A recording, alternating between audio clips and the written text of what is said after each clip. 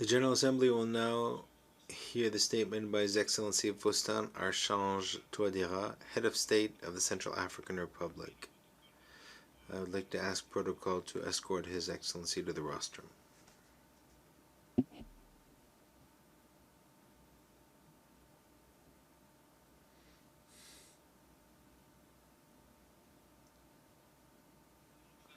On behalf of the General Assembly, I have the honor of welcoming to the United Nations His Excellency Faustin Archange Touadéra, Head of State of the Central African Republic, and I would like to invite him to address the Assembly.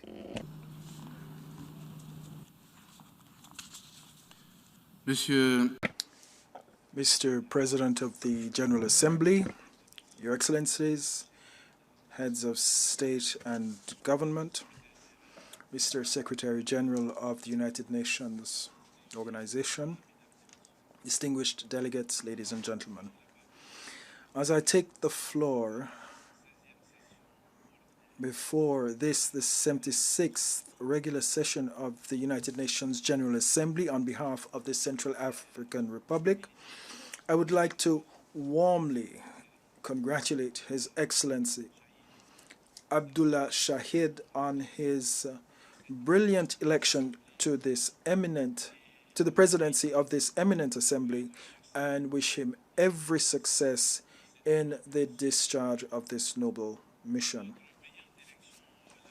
Your brilliant election to the presidency of this session is a well-deserved tribute to your qualities and an honor that speaks to the quality of your services and to the quality of your country, the Republic of the Maldives. And here I must also hail President Volkan Bozkir on the excellent work he accomplished under exceptional circumstances during the 75th session which just ended. Mr. President, our 76th session is being held around a theme of poignant topicality, which is, and I quote, building resilience through hope to recover from COVID-19, rebuild sustainability, respond to the needs of the planet, respect the rights of persons, and revitalize the United Nations. This crisis, which continues to pose a challenge to the community of nations, can only be overcome if we have a more tangible form of international solidarity. And here I must pay a heartfelt tribute to the memory of the direct and indirect victims of this pandemic. With determination, despite limited resources, the Central African Republic has set about containing the epidemic, the disastrous effects of which on all sectors of our national economy have jeopardized our growth predictions for 2020 and 2021, undermining our socio-economic gains under the National Plan for Recovery and Peace Building in Central Africa. Estimates show that if the crisis is brought to an end in the next 6 months, the national economy will have lost 5.8% of its projected GDP. However, if the crisis should extend beyond 6 months, this loss will be 8.9% of GDP. To limit the effects of the pandemic, my government is ensuring that we are safeguarding the capacities to finance our development. And here we are pressing ahead with our reform of our public finance management system, which has been if strictly implemented, the strict implementation of which enabled us to conclude a second program 2020 to 2022 with the IMF as part of its extended credit facility. Now, to tackle the shocks caused by COVID-19, we must strengthen our population's resilience and invest more in a health watch system and tirelessly pursue collective awareness raises and Further, we must do everything to achieve collective immunity while intensifying our search for preventive and curative medicines as well as effective medicines. Universal access to vaccines for the countries that are least developed must be an international security priority in the name of the fundamental principles of human solidarity. Mr. President, mobilization against COVID-19 should not, however, conceal the other challenges that we are faced with, individually as states, but also collectively as an international community. One of the biggest challenges facing us as we seek to meet the needs of the planet collectively and individually is the preservation of our environment, which is threatened by various types of harmful emissions and climatic and atmospheric pollutants. It is now clear that human activity is the main cause of climate change. We consume more than what nature can offer us in the course of 1 year because of our increasingly divergent interests. Global warming, due to an excessive production of greenhouse gases, leading to climate changes which themselves cause floods during the rainy season as well as water shortages. The overexploitation of fish stocks, our forestry resources and agricultural resources are exacerbating the degradation of our ecosystems. We have the historic responsibility to preserve our future generations by changing our behaviors and ensuring that we immediately roll out a governance framework that will enable us to achieve coordinated and sustainable management of our natural resources. My country has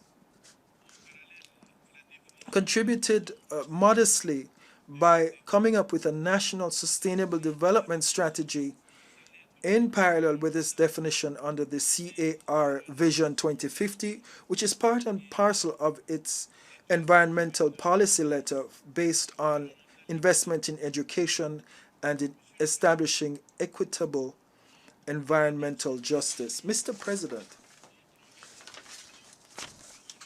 these last 75 years allowed our organization to make creditable progress thanks to the intelligent pooling of our efforts. And faced with new challenges, sweeping reforms of our organs are essential for the United Nations to remain the forum par excellence for multilateralism. And to attain these reforms, one major step remains that of redressing the historic inequality which has deprived and continues to deprive the African continent of a permanent seat on the Security Council. It is here and nowhere else that the solutions that preserve peace and international security must blossom in the respect for the values, principles, and commitments enshrined in our charter. This charter, whose soul is the respect for human rights and which resonates strongly with my country, is enshrined in the preamble of our Constitution under the principle known as Zokwezo, which in our Sango language is an affirmation of the sacred nature of human beings. Our determined action to fight impunity is demonstrated by our accession to international mechanisms to protect human dignity. And as a result of this, once we received the report from MINUSCA's Human Rights Division alleging cases of violations allegedly committed by our armed forces and their allies during counteroffensives and raids on our national territory against the rebels of a would-be coalition of Patriots for Change, CPC, we decided immediately to shed all light possible by setting up on the 4th of May 2021 a special national commission of inquiry tasked with shedding light on the alleged serious crimes, human rights and international human right violations, international humanitarian law violations, which have been set out in our initial feedback submitted to MINUSCA. Furthermore, operationalization of the Truth, Justice, Reparation, and Reconciliation Commission is a major contribution to the success of the peace process, national reconciliation, and is complementary to our efforts to tackle impunity. My government is committed to preserving constitutional order, our commitment to democracy and building peace and stability, disarmament, demobilization, and reintegration reform under our security sector reform, and initiatives to enable the massive return of refugees and IDPs, acceleration of implementation of our post-conflict development plan, are all efforts underway in CAR, and we are now preparing for local elections, the last of which were held in 1988. Mr. President, scrupulous respect for our commitments in the political agreement for peace and reconciliation remains our guiding principle. And to the armed forces of the CPC that had signed this agreement and which are continuing to commit atrocities against our civilians through my voice, the Central African Republic is calling for unequivocal solidarity in the name of the principles of our Charter: equality, promotion of peace, respect, and sovereignty of states. The positive momentum of national reconstruction can only be sustained if we reduce definitively the spoilers. And from this rostrum, through the sound of my voice, the Central African Republic is renewing its call for the total lifting of the embargo, which is unjustly weighing on our national army and preventing it from fulfilling its executive mission of protecting our civilian population, protecting our territory. My guiding principle remains bringing together my compatriots to prosper our Central Africa in a spirit of sharing and transcending all divides. I confirm that by calling for civil society to attend a Republican dialogue, the results of which will contribute to strengthening the option for peace set out in the PRCA. Sir, it would be remiss of me if I closed without a tribute to the peacekeepers of MINUSCA and the allied Russian and Rwandese forces that have defended fundamental rights, democracy, and peace in Central Africa and paid the ultimate price. To all guarantors and facilitators of the peace agreement, including the African Union, ECOWAS, ICGLR, MINUSCA, and the European Union, the Central African nation expresses its abiding gratitude.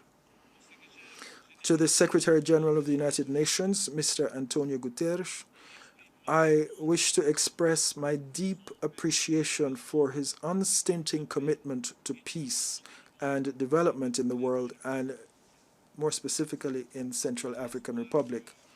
I cherish the hope that you will remain mobilized in this endeavor, this move of international solidarity alongside the people of Central Africa Republic in their quest for peace and economic recovery. I wish you every success in your work. Long live international cooperation and solidarity. Thank you.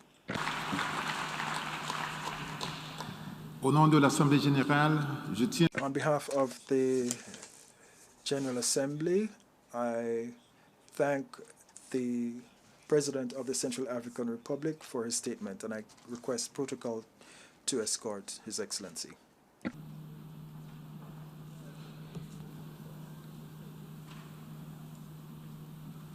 Je donne maintenant la parole au... I now give the floor to the representative of Somalia to introduce the statement by their head of state.